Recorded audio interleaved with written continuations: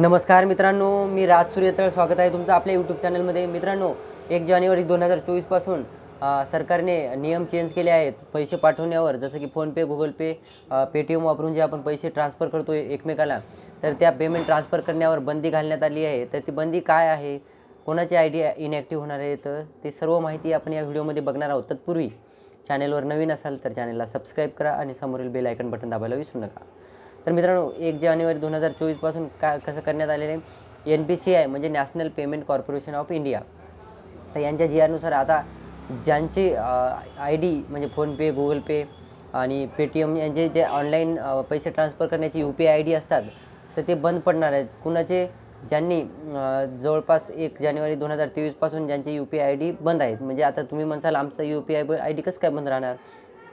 तर आपण काय करतो, गुगल पे वापरतो. गुगल पे वापरल्याच्यानंतर नको, गुगल पेवर तर जास्त जण नाही, तर चला फोनपे यूज करतो. मग ते गुगल पे जशाला तसं पेंडिंग राहते. मग गुगल पेवरून कोणतीही ट्रान्झॅक्शन वगैरे आपण करत नाहीत. मग फोनपे यूज करत राहतो. तर आता मग इकडं काय होणार, आता इकडं फोनपे आपण यूज करणार, मग गुगल पेचा UPI ID हा बंद पडल्या जाणार. म्हणजे यूज नसल्यामुळं. आणि कसं होणार माहिती का, आपण एक नंबर घेतो, सिम कार्ड घेतो, मग ते नंबर यूज करतो आपण. मग 1-2 वर्षानं आपल्याला वाटते, बँकेला आपण ते नंबर लिंक करतो, UPI ID तयार करतो त्या नंबरचा. मग नंतर आपल्याला काय वाटते, चला हे नंबर आता UPI ID चालायला आहे, फोनपे चालायला आहे, दुसरा नंबर घेतला तरी मग काय प्रॉब्लेम आहे त्या नंबरचा, त्या नंबरशी काही घेणं देणं राहिलं नाही.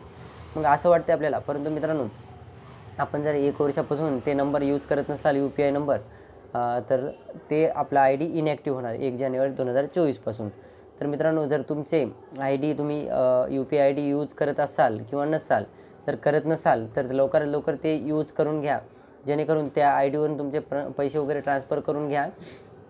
म्हणजे तुमचा ID परत एकदा ॲक्टिव्ह होऊन जाईल आणि बंद पडणार नाही. तर व्हिडिओ आवडला असेल तर चॅनलला सबस्क्राईब करा आणि समोरील बेल आयकन बटन दाबायला विसरू नका. धन्यवाद.